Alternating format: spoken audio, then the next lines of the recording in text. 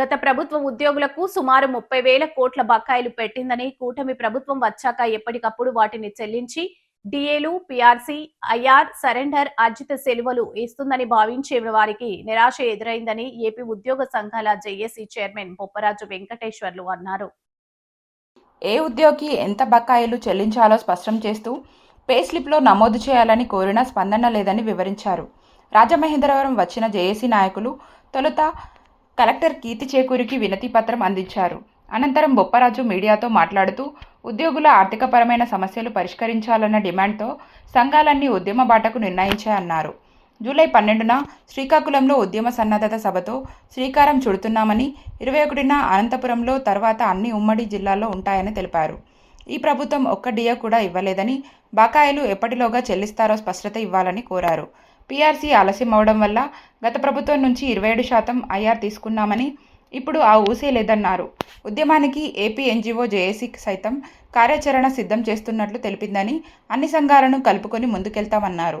ఉద్యోగుల ఆర్థికపరమైన సమస్యల పరిష్కారానికి ఉద్యమ బాటకు సన్నద్ధమవుతున్న ప్రభుత్వం చర్చలకు పిలవడం లేదని ఉద్యమ కార్యాచరణ కమిటీ చైర్మన్ ఫణి పేర్రాజు పేర్కొన్నారు.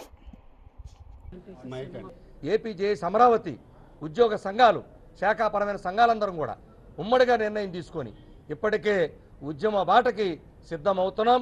అందులో భాగంగా అన్ని జిల్లాల్లో జిల్లా నాయకత్వాన్ని, డివిజన్ నాయకత్వాన్ని బలోపేతం చేసే భాగంగా ఇప్పటికే పర్యటనలు చేస్తూ ఉన్నాం.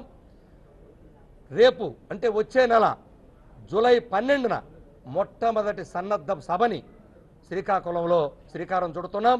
అది సాధారణ ఉద్యోగులతో. ఇప్పుడు మేము తిరిగేదంతా కూడా నాయకుల్ని సంసిద్ధం చేస్తున్నాం. సాధారణ ఉద్యోగులతో జూలై 12న మొట్టమొదటి సభని శ్రీకాకుళంలో ఉద్యమ సన్నద్ధ సభని నిర్వహిస్తాం. 21వ తారీఖున రాయలసీమలో అనంతపురంలో ఉద్యమ సన్నద్ధ సభ నిర్వహించబోతున్నాం.